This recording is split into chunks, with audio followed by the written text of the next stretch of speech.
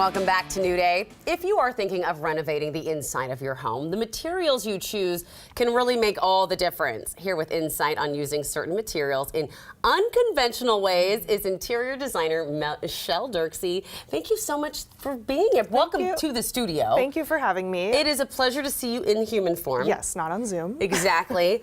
I'm really excited about this segment because I know so many of my friends right now are doing renovations, and you really have some outside the box ideas. So let's get started. Using fake stone or faux stone instead of real stone. Yes, so I've actually had a few projects that have gotten a lot of attention on like Instagram or Pinterest, being complimented for the marble, and it's not marble. It's not marble. No, it's actually, that one in particular was a porcelain. And so this one is a faux stone as well, and the nice thing about it is it's a Carrara marble replica, and it also has a repeating pattern, and so you can run the veins? Yeah, the slabs. Okay. The veins will continue throughout slabs. What's the benefit of having that instead of actual marble? Cheaper? Sometimes it's not, but usually, yeah, depending on what it is. Like this one, for example, is just, you know, a solid gray. Yeah. And it is more affordable than almost every Carrara. But this one, it depends on the Carrara. There's a big difference. All right. All right, let's talk about using stone counters in a kitchen and then continuing it up the backsplash. We have a photo right here. Let's check that out. Yeah, so this one actually is a faux marble, but it could be real stone. And here we have it on the countertop, but then as you can see, it continues up the backsplash all the way to the ceiling.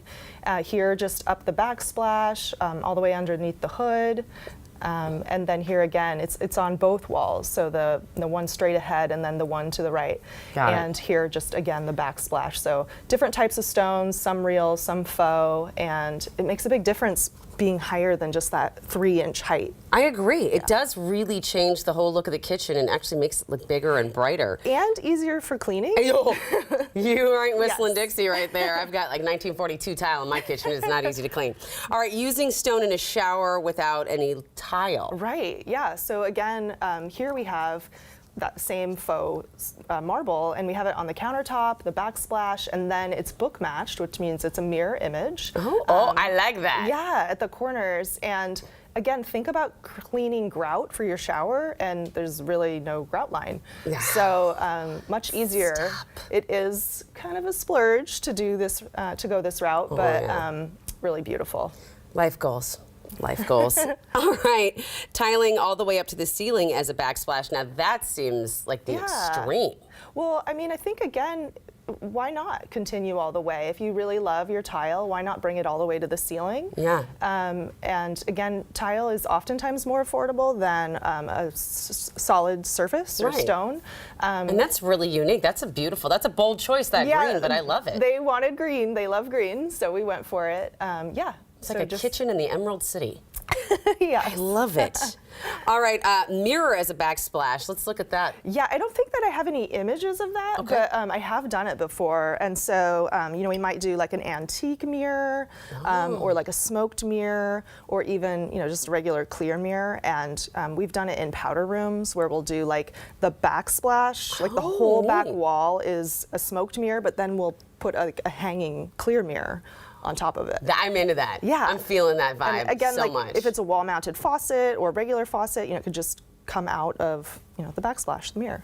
How fun. Yeah. And then also this one, this is actually a tile, but it has a mirrored finish. Yeah. So you could go that route as well. That would be great in your kitchen, because if you have anything in your teeth, I mean, you just look at your backsplash and Bob's your uncle. Okay, let's move on to drapery now. Yeah. So sheer drapery as various types instead of actual roller sheets. So what are we looking at here? Yeah, so here we have, these are shears, but it has a pattern on it. Yeah. And so, you know, then we carried it into the adjacent room where the pattern is actually continued onto the wallpaper. And so it really helps tie that together room to room. That is neat. Here they wanted their house to look like a haunted mansion, and so we have some lace sheer curtains. That is cool. A unique choice. We haven't ever done that, but again, it was right for this project.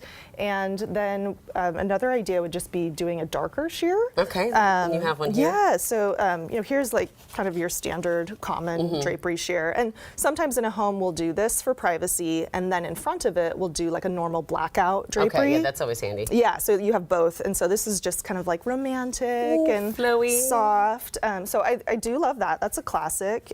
Simple differences in texture, but also it doesn't have to be white. It can be. This is fascinating to me. I saw you playing with this earlier. I mean, this is just big old holes in this fabric. So, but it's nice gotta be neat. Yeah, it's nice that it's a sheer, but because it's darker, it's actually easier to see outside when closed. Makes sense, because the eyes can adjust better than seeing a light fabric in front. I understand that. But a light fabric in front can be really nice too, because it really brightens up your space when it is drawn. Yeah, I love that. I have a question for you about my own house when we're done. Okay, but first and foremost, concealed doors. Now, what are these concealed doors? Oh yeah, we love doing this. So here we have a pocket door, and they painted a mural on it, and then you can see. Oh, wow. Right, so looking down, we didn't want to ruin their kitchen, and so when you look down at the kitchen and the hallway throughout the space, it just looks like an art piece, and then the secret is that it opens. And this is in their bathroom. This is actually a wallpapered shower door. Stop when you are finished, Michelle. I know. We were really proud of that. You should and be. had great contractors to make it happen. Really, to make sure it all lined up. And with tile on the back, it was so heavy. So Okay, we only have about a minute left, and I want to get through everything. God, what is that? Tattalac plaster? Tattalac, yeah. Okay, Tattalac plaster in wet locations as a shower tub backdrop. Right. So what does that? I know, right? What does that mean? So we're familiar with plaster, like Venetian plaster, and like the look of that on walls. My dad tried that once, didn't work out well. But you can actually do Tattalac, which is basically a waterproof plaster. And so you could put that all over your walls. Yeah, this is the one. Let's look at this. So if you put that, throughout your shower, in front of the waterproof backer board, or I actually have it in my own home in a lighter color as my kitchen backsplash. And I like the actual, and it's on, it looks like a particle board. Well, this is just a sample so that we could see it. So it would be on tile? No, it would just be on basically a drywall that is waterproof. It is painted. So the back of your backsplash or shower. I have learned so many things from you today, Michelle. This is fascinating. I have more to talk about with that later, but we hope to have you on again. Thank you. Because it's really, I love thinking outside the box when it comes to design, and we always come to you on Tuesday. Thank you. Thank you.